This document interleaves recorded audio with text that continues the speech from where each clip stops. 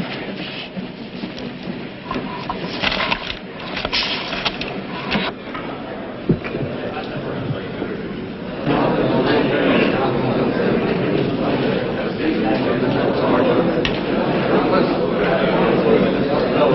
Ladies and gentlemen, you've heard the reports that enemy planes are approaching. In less than 3 hours, an H-bomb might fall over Portland.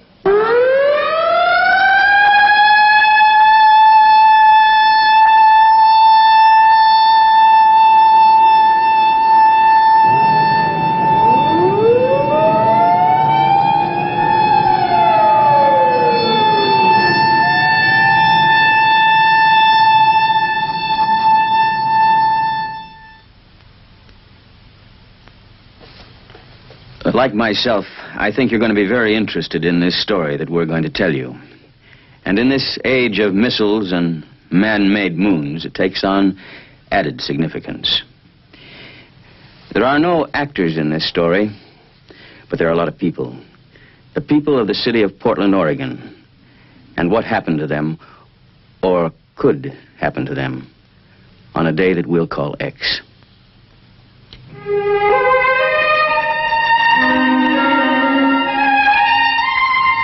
This is the land, between the mountains and the sea, between the snow-capped crater of Mount Hood and the Pacific.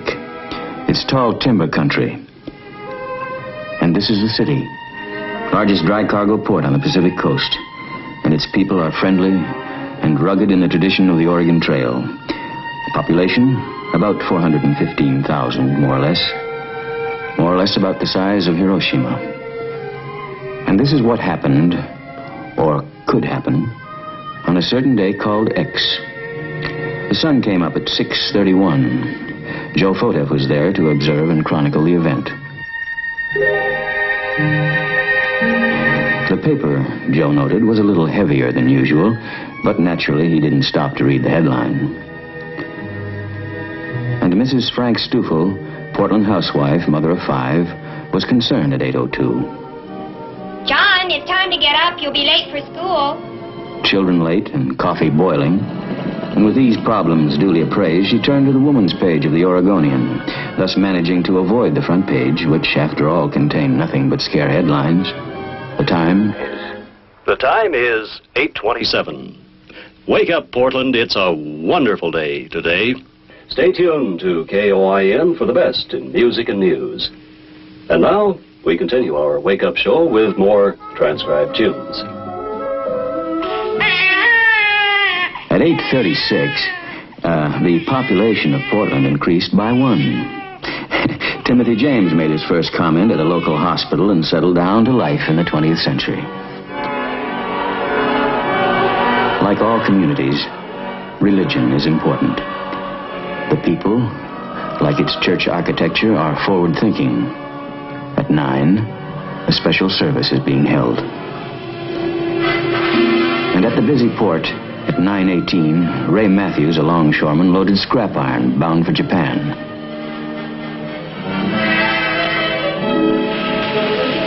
At 9:37, at the central fire station, the men were busy with their morning chores, scrubbing hose, cleaning ladders, and shining the pumper.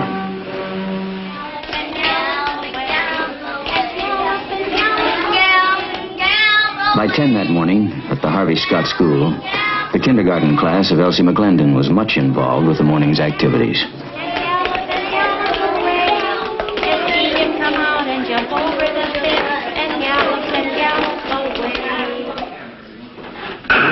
council will come to order. The clerk will call the roll. Bean, Booty, Bowes, Earl. And the twice-weekly meeting of the city council was much involved, too. A matter of sewer maintenance was one of the problems up for discussion.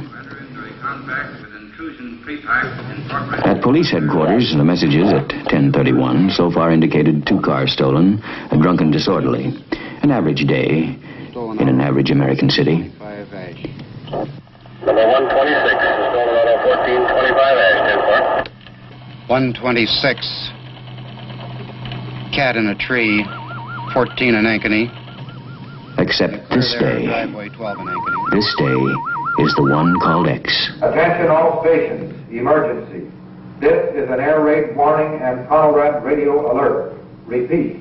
This is an air raid warning and Conrad radio alert. Enemy aircraft are over the Aleutians. Stand by for warning time.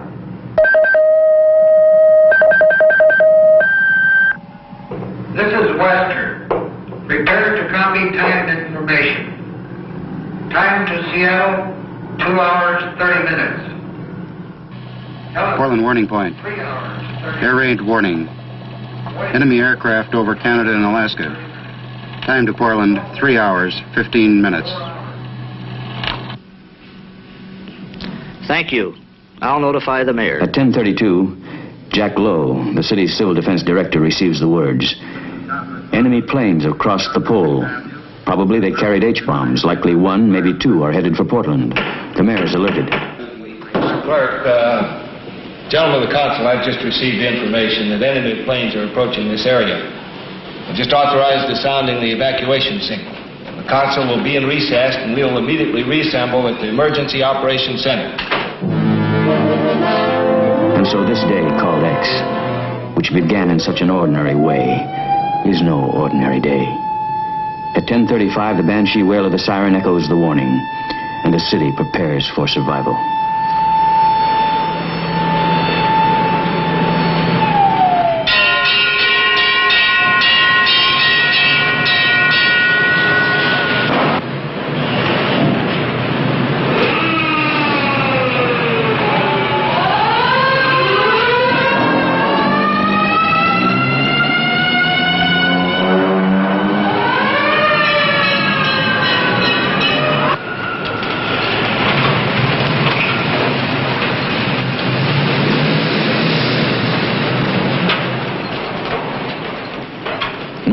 Cities in the United States are considered critical targets, and Portland is just one of them. It is so hard to know in advance how any man will react when that day comes. There will be those like Ben Conrad the mechanic, who has heard the sirens before in practice, and who will disregard them. And there are those like Tom Cook who can't go. He's one of the power load dispatchers for all electric power in the Northwest. These men are expendable. Others can and do go.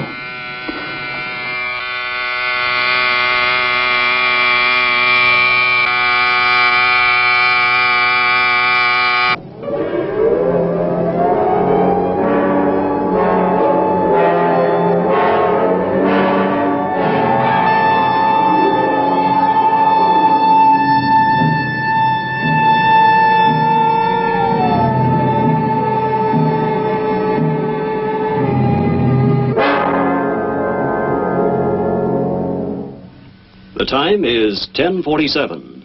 This is a Conrad radio alert. Normal broadcasting will be discontinued for an indefinite period. Civil defense information will be broadcast in most areas at 6:40 or 12:40 on your regular radio receiver. I repeat, this is a Conrad radio alert. Normal broadcasting will be discontinued for an indefinite period. Civil defense information will be broadcast in most areas at 6:40 or 12:40 on your regular radio receiver. When the siren sounds, some cities go underground, take to shelter, particularly if there's little warning. But Portland evacuates according to a well-thought-out plan. The question is at 10:45, on the day called X, will it work?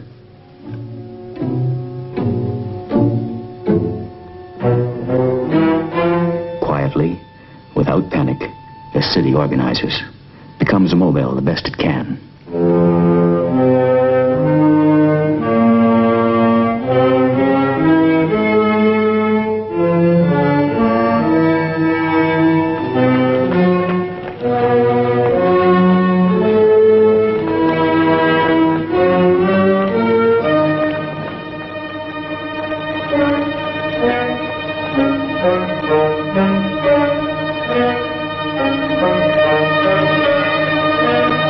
Civil defense is not apart from normal city functioning.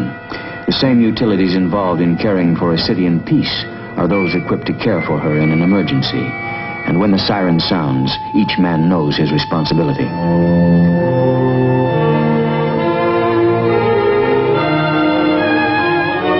Public buildings follow a pattern well learned in practice.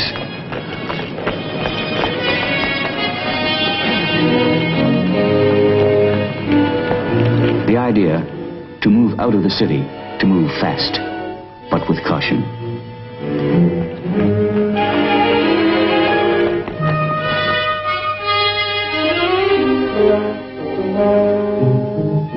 Like other Portland mothers, Mrs. Stufel moves her family to a pre-arranged location outside the city beyond radiation range with necessary supplies.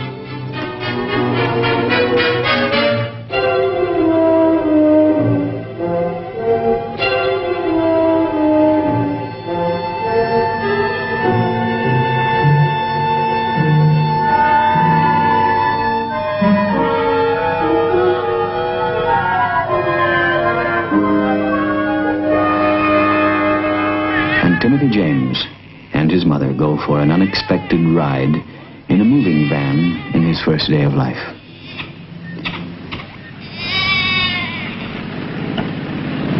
Now, at 10:50, in this hour of decision, the seat of local government is moved to a point some 6 miles out of town. Buried in a hill is a blast-proof, radiation-proof operations center where government can continue to function. Evacuation can be controlled, and if necessary, the city can be reorganized. The Portland plan revolves around the local government with Mayor Terry Shrunk its head. Government must survive if its people are to survive.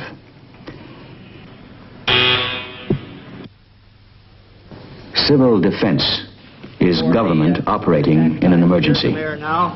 Morning, Mr. Mayor. Morning, the situation looks pretty bad right now. We don't know exactly what's happening, but we do have planes over Alaska and Canada. Ladies and gentlemen, you've heard the reports that enemy planes are approaching. In less than 3 hours, an H-bomb might fall over Portland.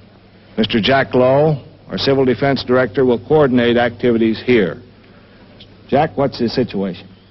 Mr. Mayor, according to our latest reports from CONAD, enemy planes are still headed this way at 450 knots. That will put them just about there on the Alaska-Canadian border. I'd say we still have about 2.5 hours if Portland is where they intend to make a drop. What's the condition of the evacuation movement now? Well, we have very scanty reports now because it's only been 15 minutes, but we can check with the police and with the traffic engineer and see if we get what information we have. I have no information yet as to how it's progressing.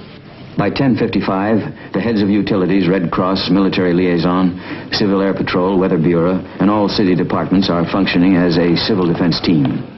While city commissioners and bureau heads remain behind working with their departments at the emergency seat of government, their families are among those evacuating. By 11, the operations officer is receiving reports on the evacuation of the city, and he is the reporter of the day.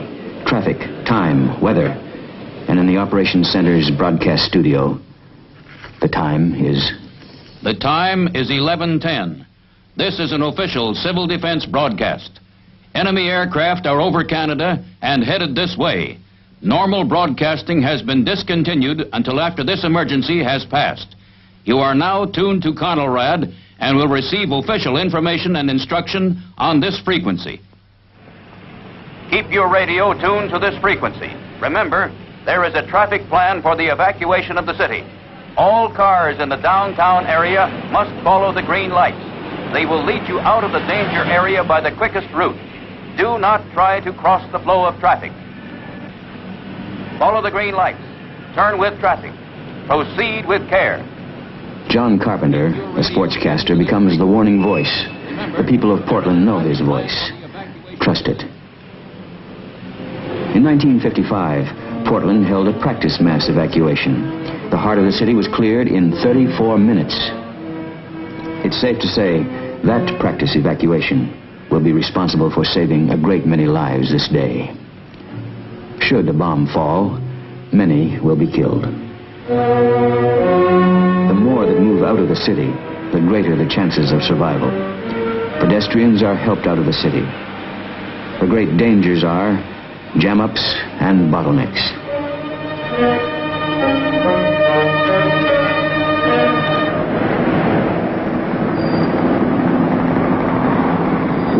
city, a police helicopter reports traffic movement to the operations center. Copter 1 to dispatcher. Copter 1 to dispatcher. Copter 1, go ahead. Barber and Slavin traffic moving very slowly, bumper to bumper. Suggest 1 or 2 lanes be diverted east on Hamilton. Over. 10-4, 1131. And at 11:32, at the operations center, Police Chief Hillbrunner receives a suggestion, and with traffic engineer Fred Fowler, he works out a way to divert traffic. Motorcycle policemen are sent to split the load onto a side road. There's no way of knowing if Portland actually is an enemy target.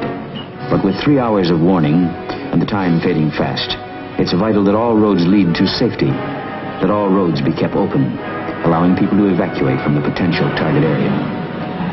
Meantime, county and state police halt and divert incoming traffic away from the target area.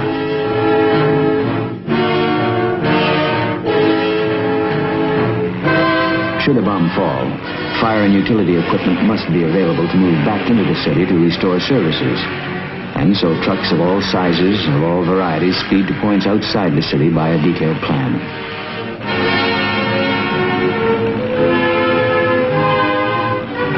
By 11:45, the men and equipment have arrived at the dispersal areas away from the target.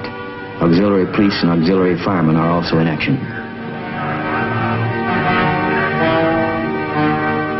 This is serious business, man. We anticipate attack. Secure your vehicles as best you can. Turn off the ignition. Put on the tarps on the fire apparatus. Take the radiation instruments with you. Move immediately to dispersal area. Move as quickly as you can to dispersal cover. I say again, move to dispersal cover.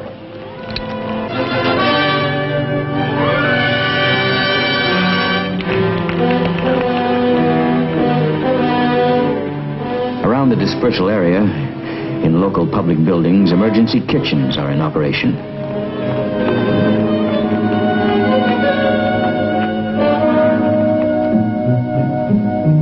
Rumors are everywhere. Facts are hard to find. But back underground, at the operations center, with time running out, only facts are considered. According to information we have just received from Western Air Defense Command, the situation remains the same. Enemy aircraft are still approaching in this direction. If they continue on this same course, we can expect an attack in this area anytime after 21:47 Greenwich time. That is 1:47 p.m. Pacific Standard Time. And now I would like a brief situation report from all departments on how we stand. First, John, what is the fallout situation? Well, Jack, according to our latest weather information, the winds will continue in a northeasterly direction at about 10 knots. Let's face facts, gentlemen. If we have a blast on target, downtown Portland, it will be hours and probably days before we can get back in. Engineering, Gordon Burt. We have reports that 80% of the city-owned and public utility equipment have been successfully evacuated from the city. However, there is one group of electric company trucks caught on the west side. We're working now on a plan to get them out. Fire Department, Chief Simpson. The fire department's initial dispersal plan is in effect. Several units have already moved out to their respective dispersal points. Engine 24 and Engine 30 are currently fighting a residential fire, and they will stay on the job until this fire has been controlled. Police, Chief Hillbrunner. As for police activities, the city is about 65% evacuated. Traffic appears to be moving at about 15 miles an hour outbound. The state and county police have set up an effective roadblock diverting inbound traffic, thus enabling us to use all lanes for outbound traffic. Emergency medical, Dr. Metter. City hospitals are continuing to evacuate. Emergency Hospital units are functioning in Forest Grove and Mount Angels. Others should be heard from soon. You might be interested in knowing that en route, one boy and twins were born. Gus Lang, welfare. As the reports continue, it is obvious that the Portland plan is working smoothly. Only 7 years earlier, Portland had no civil defense. It was then that the idea that civil defense was not to be separated from normal government evolved. And in 1952, a 1 mil tax levy to finance the plan was put on the ballot by unanimous decision of the City Council. After civil defense leaders went out and campaigned, the people voted to tax themselves to protect themselves. And later, the city charter was amended to assure continuity of government, so that in an emergency like this, should the executive branch become casualties, they would automatically be replaced by a legally established line of succession of other experienced city officials. The people, as now and after the emergency, are assured of continuity of their government. Schools report complete evacuation. There's no panic among the children. They've rehearsed this before. Reports from industries indicate approximately 90% evacuation. I think we're doing quite well. And so, at 1:25, with some 22 minutes till 0 hour, Portland seems to be doing quite well. Should a bomb fall now, city officials and city services will be able to carry on. And meantime, vital messages are passed on to maintain contact with state and county headquarters. Okay.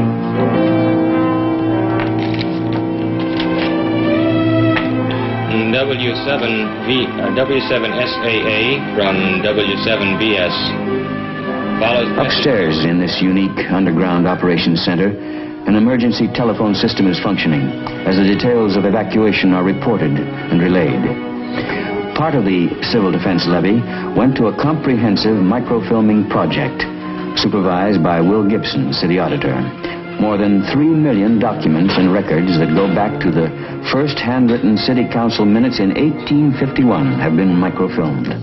Duplicates of laws and the engineering records without which the city cannot function are here. And so, in time of disaster, records are preserved. And now, with a moment to breathe, some can take time for coffee in a built-in cafeteria. It's time to talk of families which have been evacuated. And it's time to be alone and think of the future.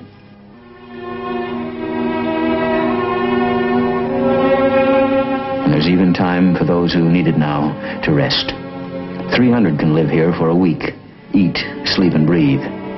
The Operations Center has its own water supply, its own electric power, even its own purified air. At 1:30, on this day called X, the air outside is strange and silent. Almost all its people have gone.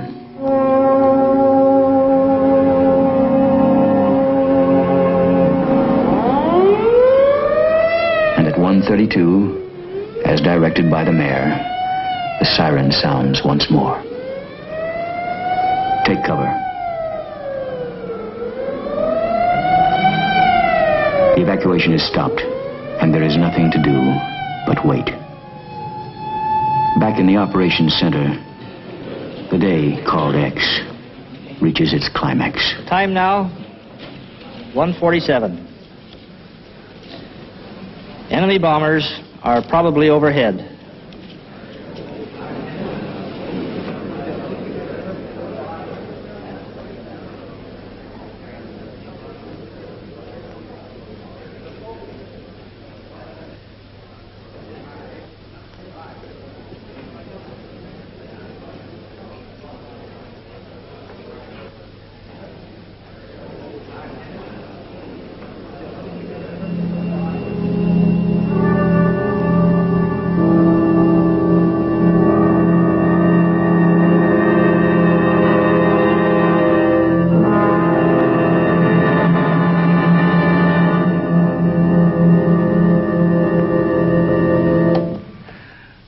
What happened after that moment, we leave you to contemplate.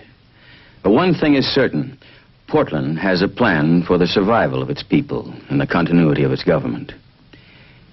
And you know, know, actually, the survival of this entire nation depends upon the ability of federal, state, and local governments to carry out their responsibilities in the event of a massive nuclear attack. Each new scientific development in the weapons of war presents a new challenge. And the people of Portland, through working together, they're ready. If there really were a day called X. How about you?